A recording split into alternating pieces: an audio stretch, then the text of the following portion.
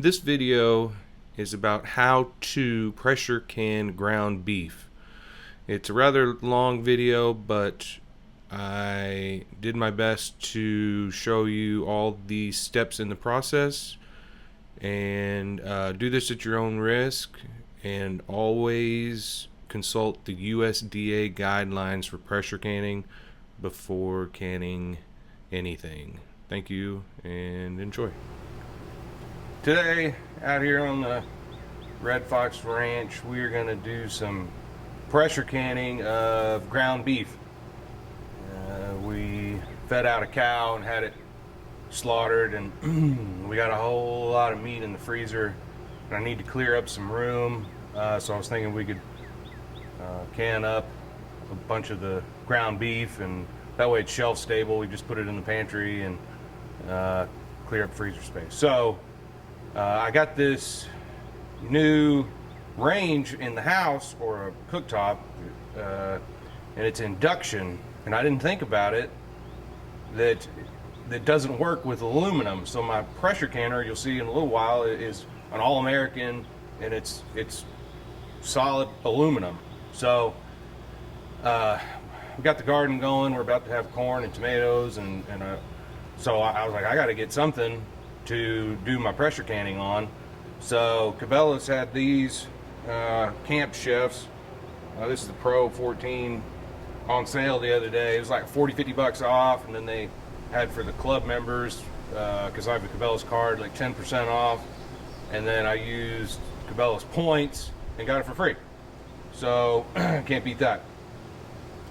This is the first time I have used one of these. I mean, it's just a propane stove, I mean, like you'd have in your house, but first time pressure canning outside. I know a lot of people do it, and I'll take you along and show you how we do the whole process.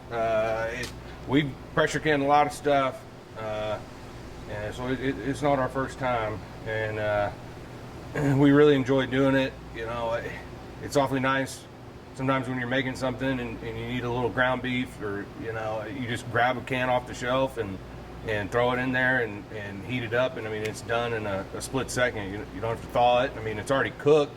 It cooks, you'll see, in a pan first. We kind of brown it, and then we put it in the pressure canner, and it cooks it all the way through.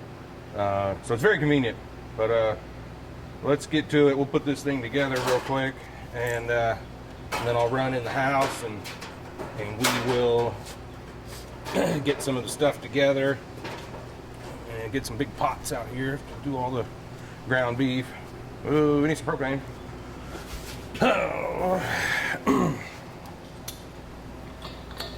Unhook the griddle.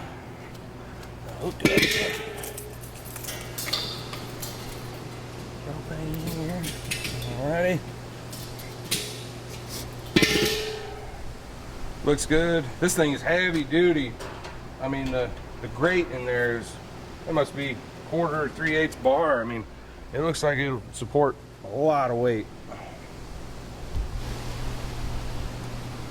There's you a little closer up look at it while it's all still nice and shiny and new. Pretty big burners, but it'll really crank out the heat. We made some eggs on them on one of the burners the other morning, and I'm guessing that when I'm doing the pressure canning, we're gonna have to really do it on low, because you can melt aluminum. You definitely don't want to do that to your canner. Alright, this is everything that you'll need to can up the ground beef.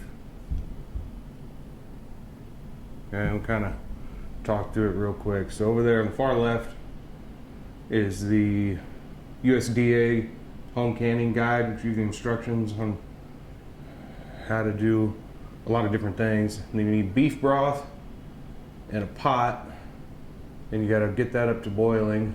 Here's all your 9 pounds of ground beef is what you'll need. We found that amount works out pretty good. You'll need a large pot to cook all the ground beef in, because we use a hot pack method, which I'll explain to you in a minute. A funnel to get the meat into the jar.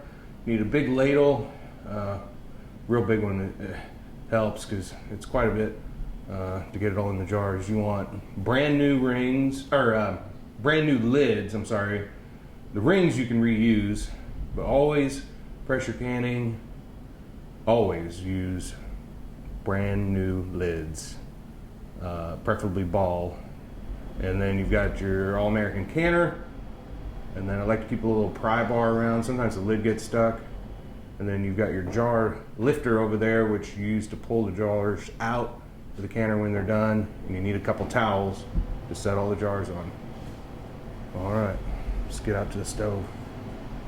Oh, it's Memorial Day. They got some nice flowers and a little American flag. Cute. So you always want to use the recommended guidelines by the USDA for pressure canning meats.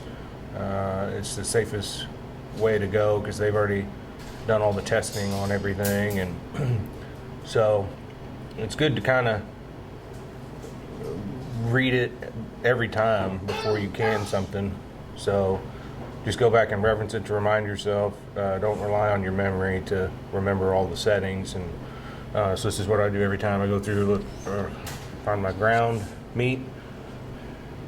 There's all sorts of different kinds you can use. We're of course using beef. And they tell you to go ahead and brown the ground meat or saute it. You don't have to shape it up or anything. You just do it loose ground beef in a big pot. And then you drain off the excess fat, which we just use like a thing you drain pasta in or whatever to remove it, because if you have too much fat in a jar, it can give you a bad seal. So and then you fill the jars with the hot meat, and then you add the boiling broth, and you leave 1 inch headspace, debubble, and add 1 teaspoon salt. You don't have to, it's just if desired. We usually always do it though. Wipe the lids and pressure can according to the guidelines here. So this is for a dial gauge pressure canner, which we don't have. It's a different style. This is what we have, which is a weighted gauge pressure canner. And it's telling us to hot pack is our only option here. And some other meats and some other recipes, sometimes they'll give you an option of either cold or hot. But this is saying you can only do it hot. We're using quartz, and says we need to process it for 90 minutes, an hour and a half, at 10 psi. Since we are in Texas, we're not very high up, because this is your elevation, altitude, I guess. If you're at a higher altitude, you'll do a higher pressure. But so we're doing 7 quarts, hot pack, 90 minutes, 10 psi. Let's go. Got the broth heating up on the stove inside, and then I took our 2 pots and divided the meat up evenly between the 2, and we'll start getting it sauteed, and should only take a few minutes to get it cooked up, and show you the rest of the process here. Let's see how she lights up here.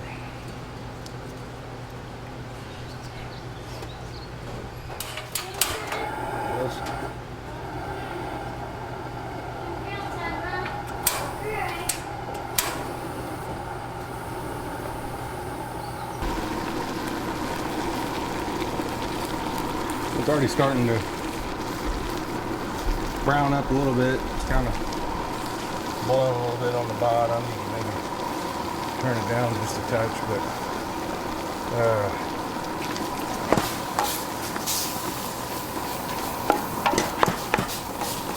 just looking for it to kind of get all all browned. And then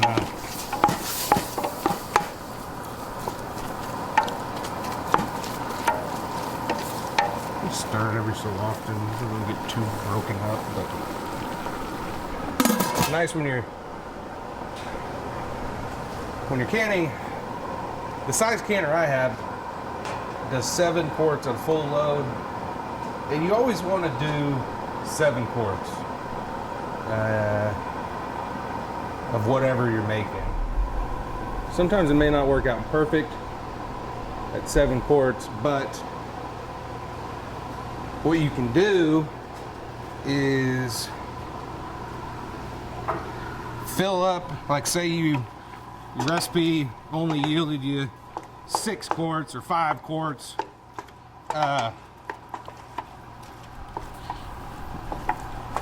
You can fill up some spare jars with just water and put them in there to make 7 quarts. 'Cause it has to do, you'll see in a minute, with the water level once the jars are in the canner. It's best just to always have it the same at a full load. That way you're not having to guess and adjust water levels. And because this stuff is, pressure canning is a science in a way. It needs to be done correctly every time so that it's safe to eat and shelf stable and lasts a long time. So don't just go out there and make up your own recipe and think you can pressure can it with a whole bunch of random ingredients in there, flour or cheeses or anything like that. That stuff can be very unsafe to can and prone to getting bacteria and stuff that can hurt you. So stick to the plan laid out in the USDA manual.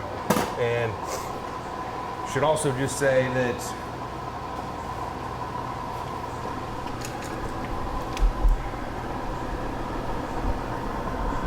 you have to pressure can meats. You cannot water bath can them. That's for fruit and highly acidic things, and pressure canning specifically for meat. And you can use pressure canners for vegetables like corn. We pressure can our sweet corn. Specific vegetables require pressure canning, but there's books that are showing you they'll all tell you what you can and can't do, and what methods. So this is looking pretty good. We'll let this guy maybe brown up just a little bit more, but that's all it takes. Just, I don't know, 10 minutes.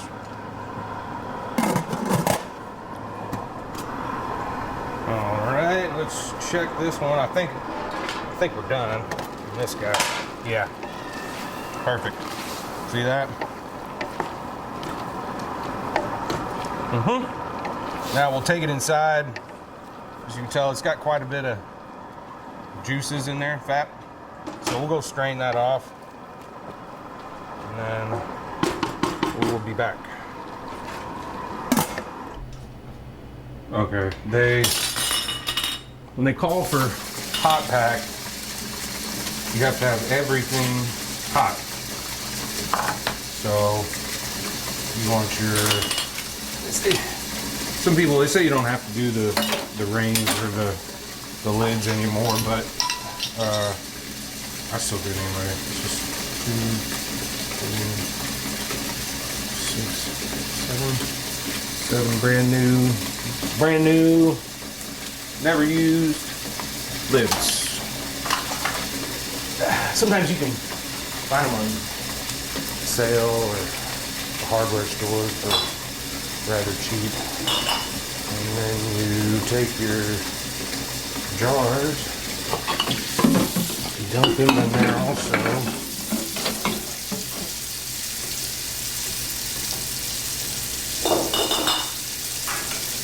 then we will put hot water in the canner.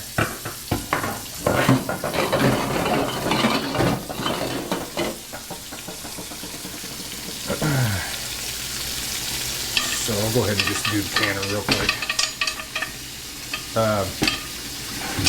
Make sure you always have this thing in the bottom. The lip, be careful with your canner. The lip goes down. This just holds the jars up off the bottom of the canner. And you're supposed to put 2 to 3 inches of water in here, which is usually somewhere about up to there. You can kind of see. I've done it so many times. It's sort of, the water stains the wall of the canner.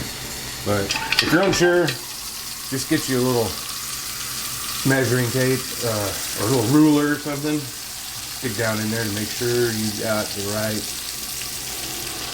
amount of water in the canner. It's very important, and I will show you why it's important here in a minute. So I'm gonna get everything filled up and hot, and I'll set up kind of a little assembly line, and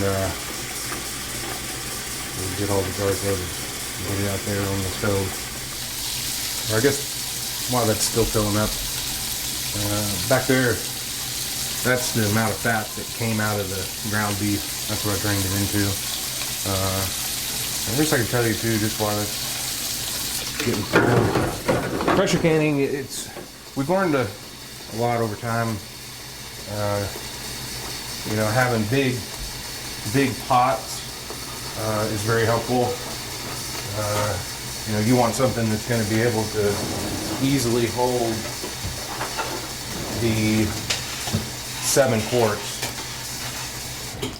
that goes into the jars. If you don't have big enough pots, then you're trying to make things in multiple pots, and it's just a big mess. So spend a little money and get you some very big pots. Okay, we're about ready to go here. So you grab one of your hot jars.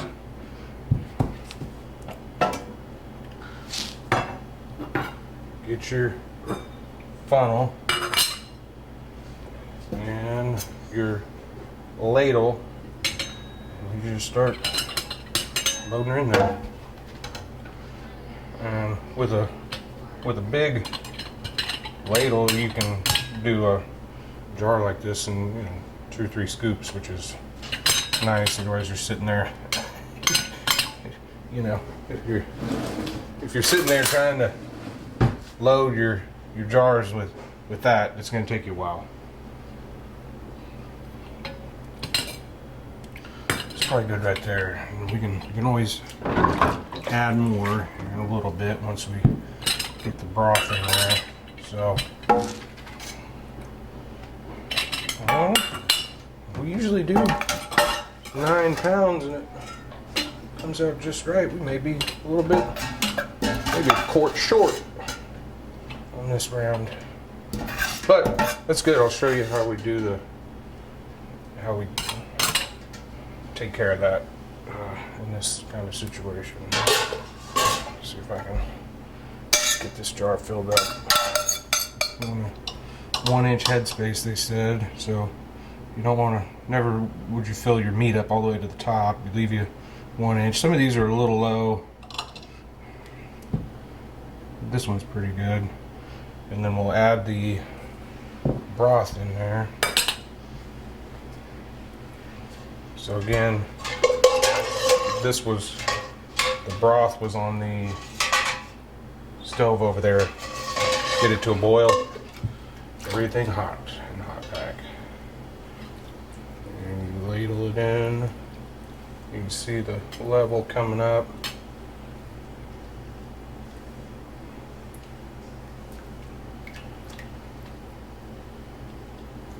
And about right.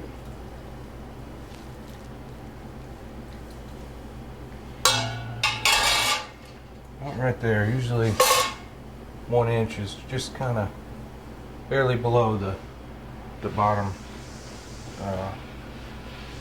rim there. Okay, so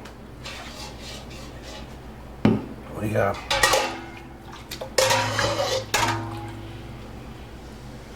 Getting close here. That 7th jar still in the sink. Okay, and then if you'll remember from the instructions, well, let me just tell you though that I put in 3 quarts of the bone broth or beef broth, and that would have been about the right amount because I got about enough here left for what would have been the 7th jar. So I know I showed you 4 quart jugs in the beginning of the video, but I ended up only using 3. Now they said in the instructions we read earlier, it said to debubble. Usually I don't have too much trouble with bubbling on hot pack stuff. Cold pack, sure, sometimes you got to really sit there and work to get the air out of it. So you don't want any air bubbles in the jar. So you take a piece of, well, this was my spatula. I just took it off of there. I'm using the clean side. It's best to use wood or something soft, and I think there's even purpose-built bubblers. I don't know, they're plastic or something like that, but they don't recommend that you use anything metal. I know a lot of people just use a knife, like a butter knife or bread knife or whatever, and they're fine, but the thinking was that a knife could scratch up the inside of the glass and maybe create a problem during the canning process, but never heard of that ever actually happening to anybody. Okay, so we are debubbled. We are going to take our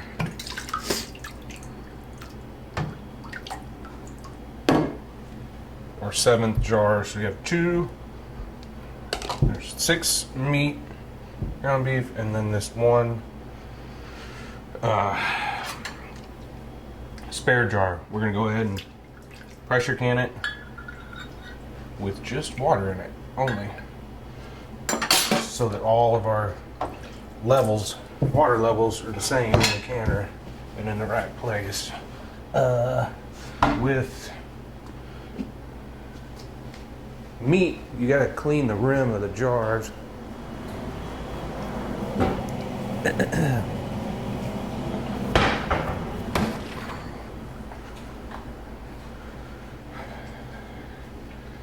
And then the instructions to it said to clean the lid, the rims, and that's just to make sure you get a good seal with your lid. But meat, since it has fat and oils in it, things like that, you wipe off get a paper towel, wipe it off with vinegar. Yeah, that was pretty good. Let me get a paper towel here, sorry. Okay. That's how I do it.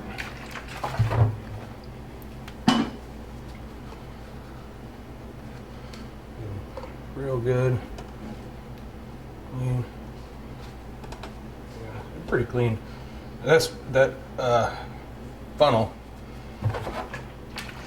helps keep the lids clean, or the rims clean too. So again, it's like kind of the right tool for the job kind of thing. Makes for less work. Might as well do the water one. I mean, yeah, you do waste a lid by doing this 7th one with water, but I mean, I buy these lids by the hundreds, so just set them on there. It's nothing technical or fancy, you just stick her on there.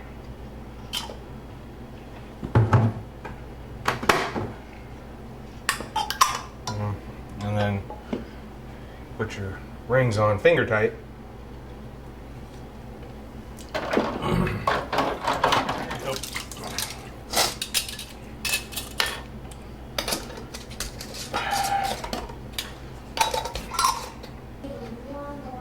So here's what I mean by finger tight.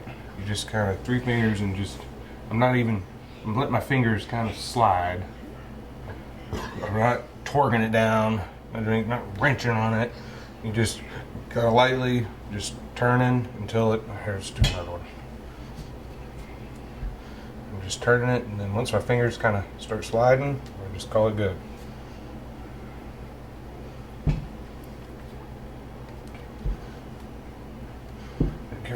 Because you wouldn't think it, but juices will actually come out of the jar when it's in the canner.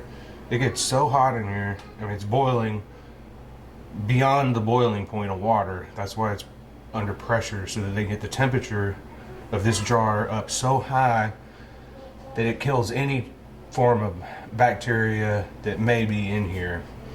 And some bacteria can survive in temperatures, above boiling water, which is 200 and whatever degrees. But the pressure canner will surpass that, go up and beyond the boiling point of water, and it'll kill those bacteria that can survive past standard boiling temperature. So that's the purpose of using the pressure canner, is to get higher temperatures. So we're done with those. Now we are going to load up the canner. So remember though, these are hot right now. I mean, it's pretty warm to the touch. I mean, I can grab it just by the top and set it in the water.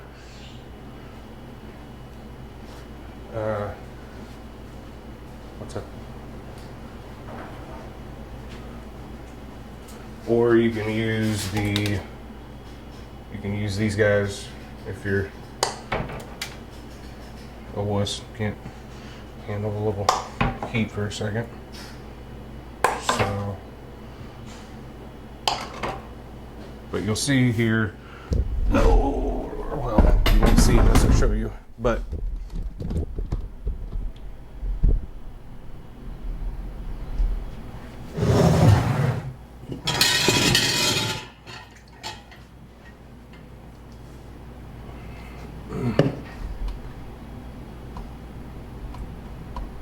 okay, so here's the water level down there. And so as I've been adding the jars, and the jars are taking up space, so the water level is coming up, which is what we wanted to do. So I've got 5 in there so far. Here's number 6. And see, if I had stopped here, if I had not done this 7th jar, the water level would be too low. Do you see it down there? The water is still like right here on the jar. You really need to have the water all the way up to that lip right there on the jar. And you'd never, under any circumstances, would you ever completely submerge or cover the jars with water over the tops of them. Never. People have done that accidentally. We're confused between water bath canning and pressure canning, because water bath canning, yes, you would submerge the jars, but pressure canning, never. I mean, you can create all sorts of issues. People have gotten sick from doing it. You can look it up. There's several stories out there where people messed it up. So this is why I always just like to be extra cautious. And if I end up with 6 or 5 quarts, I'll always add you 7th one in, and it'll bring that water up a little bit more. And I can kind of tell I need to add just a little bit more water. We're still kind of a little bit low down there, and that's fine. We'll just grab a little bit more. Get some hot water going here. So once I'm done loading this thing up, this thing's going to be extremely heavy, and I don't have to carry it outside. Now, if you can't carry heavy things, you may want to adjust the process a little bit, like put the canner on the stove outside and then bring your jars out and load it up out there, or if you're doing it inside, just put the camera on the stove and load up the jars in there, and then you don't have to move anything heavy. So that is good. I like that. I don't know if, let me zoom in one more time just so you know, because this is pretty crucial. See if I can move the water. There you go. See it? It's just about right there. Okay. So now it's time to put the lid on. All right. Now for the instructions.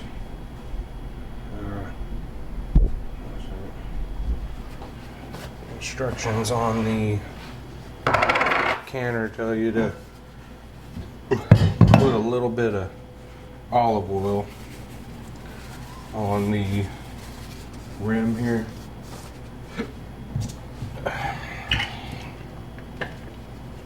Not much, just a little hair, a little quick wiping. It's just meant to attempt to, I guess, lubricate it a little bit so that the lid comes off easier when you're done. And sometimes these lids, boy, they get stuck on there. Alright, now we're gonna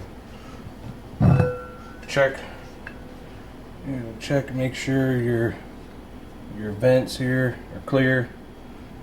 Or, well, I guess there's just one. That's the vent. That's like an emergency vent, and then that. Oh, that's the one for the pressure gauge. See the gauge up there? That's what that hole is. Emergency. This is a standard vent. Yeah, you see air or see light going through there. It's good. It's clear. There is a arrow on the lid, and then there's a notch over here. See that? The notch in the rim, the arrow, line them up, and it locks. Or, well, it's not really a lock, it's just kind of thing. So you're in position here. Now you want to try and get the lid equal gap to here, to there. You don't have to be crazy about it, but what I do is usually just get down on one knee and kind of look at it and get it looking pretty good. I like that. I'm going to check the other way, and it looks pretty good. Now you go ahead and, almost like lug nuts on a vehicle, kind of go crossways and tighten them up, just real loose at first. Again, going crossways.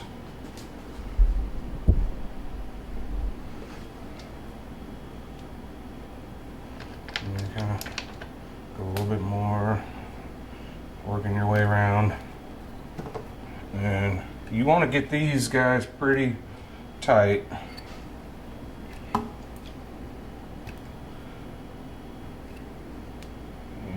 mean, don't worry, you're not gonna strip them out or anything. They're stainless and heavy duty. So here we are. We are loaded. Gauge reading nothing. We are ready to go put this on the stove outside. So let me move everything. Okay. Pressure canner is on the Camp Chef Pro 14, which was Again, free via Cabela's points. Can't beat it. Love Cabela's. Let's go ahead and start this thing up. We just need to start bringing up the temp. There we go. And we're gonna try it on about medium, because I've heard that, you know, they don't recommend you use burners over 12,000 BTU or something like that. But I mean, these do way more BTUs than that, but you just turn it down, I'll be fine. A lot of people use these camp chefs, I mean, but you do have to be careful with aluminum. I've seen people melt pots by putting them on real high powered burners on high heat. I mean, this All American, I mean, it's thick, aluminum, which, I mean, it has to be. I mean, you can have 10 psi. I mean, 10 psi doesn't sound like much when you say it, but it's a lot of pressure, and it needs to be able to hold that, you know, otherwise it blow up and you get spaghetti sauce all over your walls, and boiling hot steaming water burning your face. That would not be good. So anyway, I'm gonna be out here working on the new chicken coop over here. I'm working on. I'm gonna work on the wheels, getting the wheels on the back, and so I'll be around this thing, keeping an eye on it and listening to it when it gets up to pressure, and we put the jiggler on there. And because with it being an outdoor stove, you know, it's possible the wind blow out the flame or something, and you lose pressure, and that would not be good. You'd have to start the whole process all over. Well, the 90-minute process, the 90 minutes. So I'll explain more here in a minute, but moral of the story is try and stay around the thing when it's running, because the flame does go out, you know, and it's holding pressure. You just restart your flame real quick and keep going. But if it loses pressure, if you're not paying attention, flame goes out and it goes down to 0 psi, you're gonna have to get it back up to pressure and start the 90 minutes all over. So you don't want to have to do that. So this is what they call the jiggler. It's got holes in it there. You see it? 1, 2, 3 holes, and then it says the numbers on there: 5, 10, 15. So we're going with 10 psi for ours. So when it starts venting steam, we'll take the jiggler and we'll put it on top of this vent right here like that. But not yet. We gotta wait for the steam to start coming out. It'll start. Okay, it's starting to boil in there and get hot. You see that? A little water kind of spit up out of the top of that vent. So we know we've got it at a good temperature here, which I think now I got it at maybe medium high range.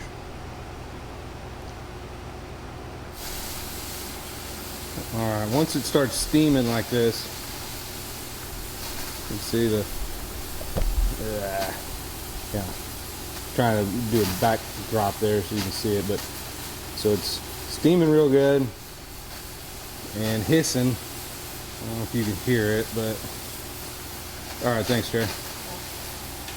And then once you get to this point, you gotta set timer. Set your timer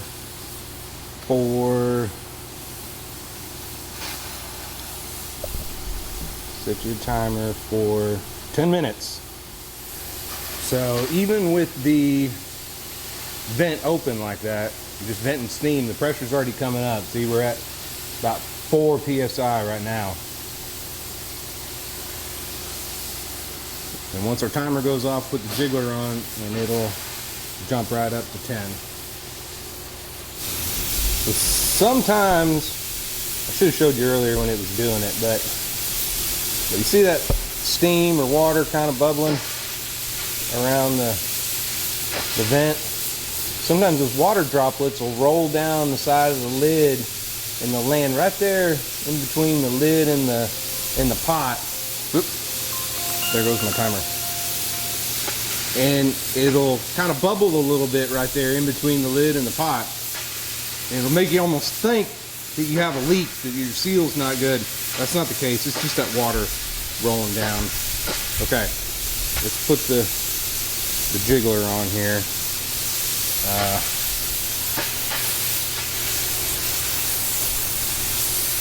So you just kind of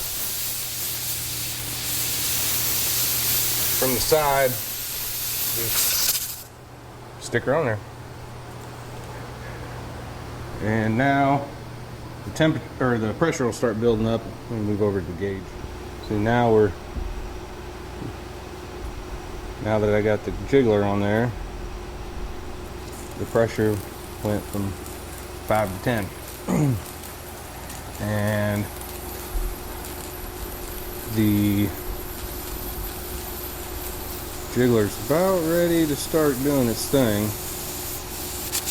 There it goes.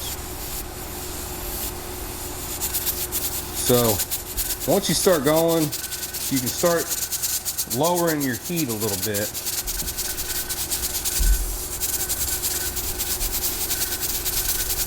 You don't have to have it on the same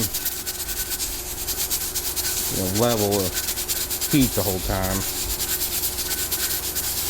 because you can't get rid of that jiggler. It'll just be going crazy. So slowly but surely, just kind of dial it back just a little bit and keep listening. Make sure it continues to jiggle. Okay, we've had a successful canning. Maintained pressure entire 90 minutes. My timer just went off. Still jiggling. So we're in good shape. Nothing weird happened. Didn't run out of propane or anything strange. We're all good. Went real well. Happy with it. Now at this point, once your allotted amount of time goes, depending on what you're canning, there's going to be different times, but this one was 90 minutes, timer's off. All you do right now is just turn it off. That's it. And you go back to doing something else. Because you don't need to watch it now or anything. As long as the heat's off, it just has to sit, and it'll eventually get all the way back down to 0 psi. Okay. The pressure is now at 0. So at this point, all you do is pull off the jiggler, and everything's still really hot, so I'd use a glove or something and then let it sit like this for 2 minutes. Alright, now all we got to do is unscrew all the screws. They can be pretty hard to do make sure to use a glove or something. Everything's still really hot. This is crazy hot. Even the screws are hot. And if you're lucky, your lid's not stuck. Let's give it a try. Oh, perfect. Oop, and there's the pinging sound that everybody likes. Let me see if I can get closer. So as you see, they're still boiling in there, in the jars. The water level went down considerably. It all gets burned off as steam. But I'll hush up and let you see if you can hear a few more of the pings.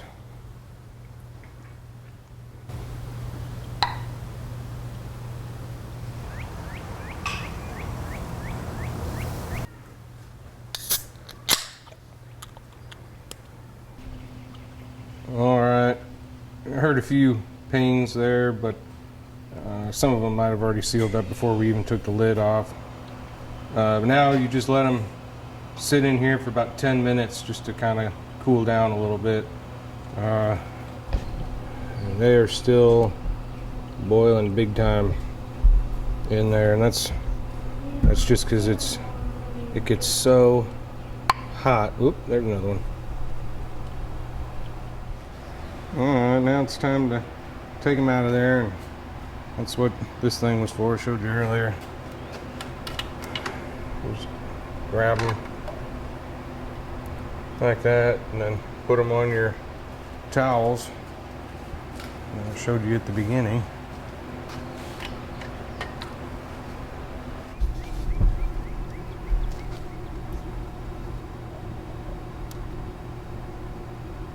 Maybe hard to tell, but initially we had it filled up about 3 inches. Now it's down to about, I don't know, 1.5 inches. So almost half the water gets evaporated by steam. Yeah, you can just tell a little bit there. Yeah, there's some fat on the water. And that's what came out of the jars during the canning process. And that's fine. I mean, it's okay if a little comes out. I mean, the water's real clean. So, I mean, there wasn't a whole ton of stuff coming out. If you open up your canner and you see your water's like filthy, you didn't get a good seal. But I'm happy with this, and that's why you don't want too much fat in your beef either, because, you know, a little coming out of the seal is fine. It'll still seal up good, but if you got too much, that seal won't bond, and it'll eventually allow air in. That's not good. All right, here they are on the towel. Always make sure you put down the towel, because these things are still crazy hot. And you don't want the hot glass to contact something that's cold. It might bust the glass, but they're all looking pretty good. Still boiling, even though, you know, they've been in the canner with the lid open, and we waited 10 minutes and all that. They're still going.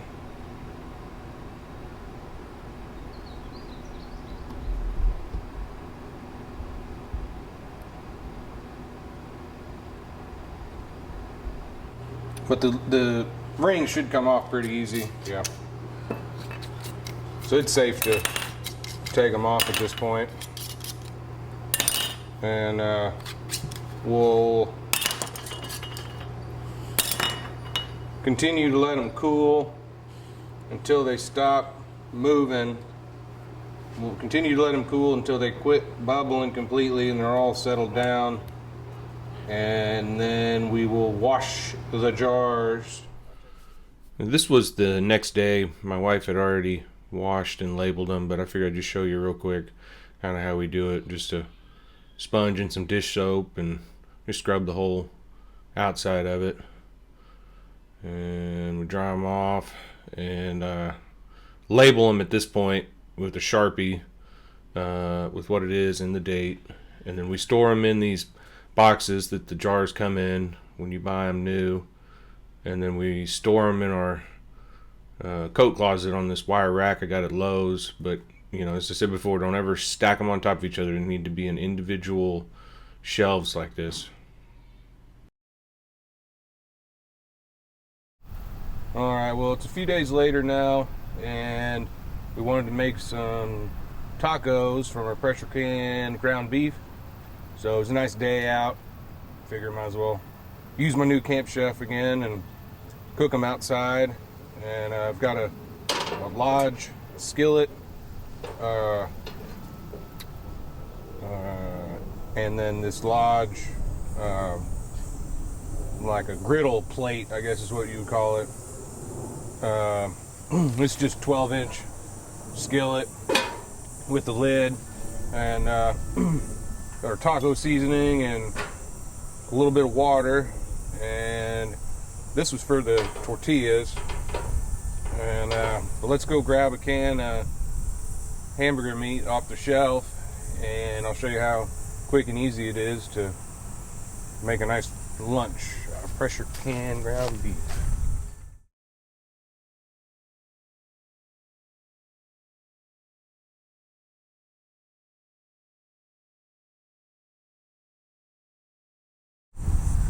Okay, so this is how it looks off the shelf. It'll have a little bit of fat layer on the top.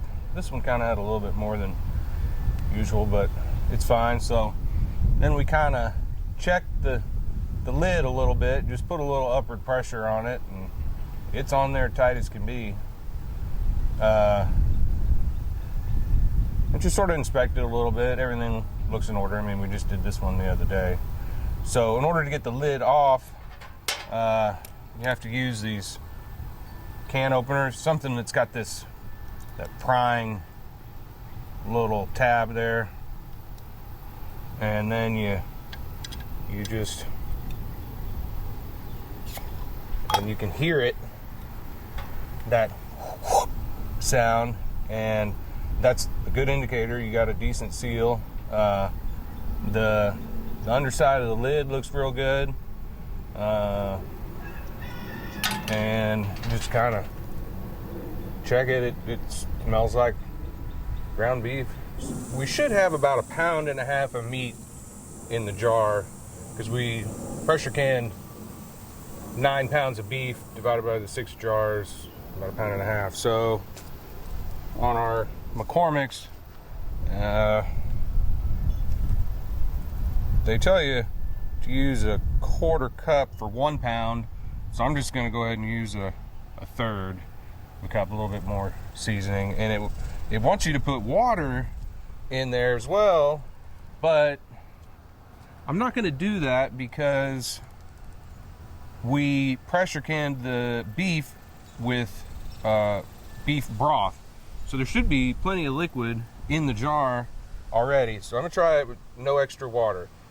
I suppose you could try and drain the beef broth off and then use water, but I don't really see the point in doing that. I mean, the beef broth just probably adds a little extra flavor to it anyway. Sometimes it'll all just come out of there pretty nice, yeah. Or use you a little spatula or something to get it out of there.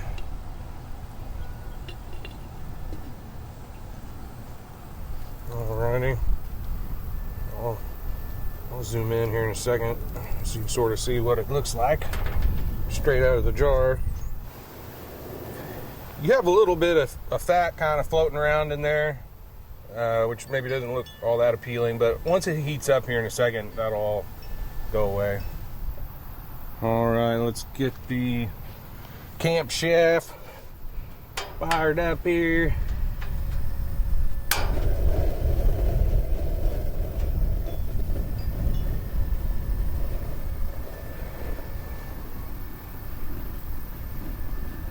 It's a little windy today. I'm hoping the audio does okay for y'all.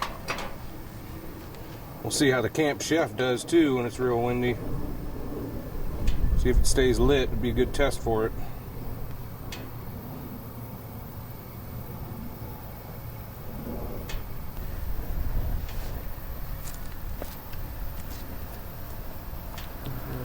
Mix up. Well, now normally too, if you were following the recipe, on McCormick's, it says to brown the ground meat first and then drain the fat, but we've of course already done that. We've already cooked it and drained the fat as it was sitting on the shelf that way. So bring it to a boil and reduce heat and simmer for 20 minutes.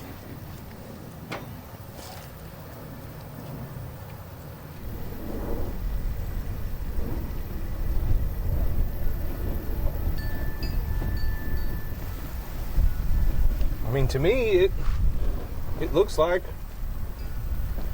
taco meat if you were to make it from frozen ground beef. Or it looks appealing, it smells fine.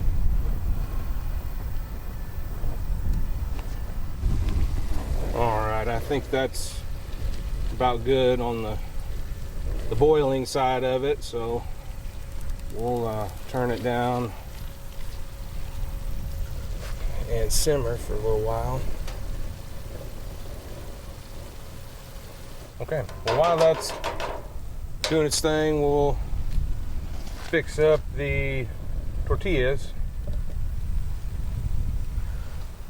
So we'll light this one up.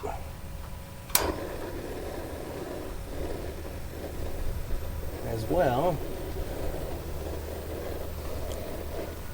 May kind of slide him over just a hair so he can maybe pick up some heat from that other burner too. But I mean, the heat distribution of this thing is great. I mean, that whole pan was, I mean, it still is simmering a whole entirety of it. Like, we used to cook stuff like this on the inside range. You kind of would see just where the burner was underneath it would be simmering, and the outside edges was not. I really like this. Most of the time we use avocado oil for all of our cast iron and for our Blackstone, and also a couple. I see this thing's probably, yeah, it's already crazy hot.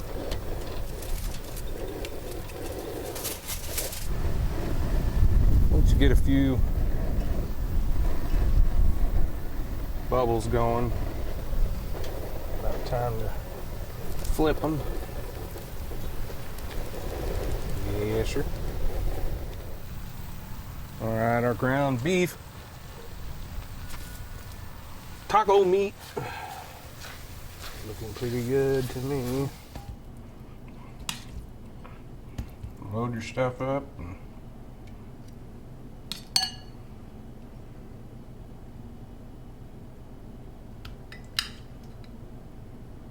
Sometimes I'll put refried beans in there.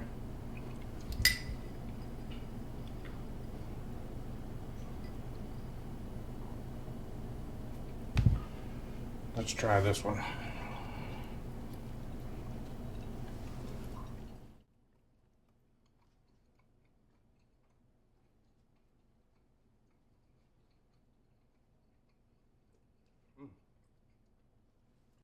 It's good. Pressure canning makes meat real tender. So that ground beef is good. Thanks for watching, and stay tuned for the next video. Will probably be on this latest chicken tractor, and I'll show you all the new chickens we hatched here at the ranch. Take care.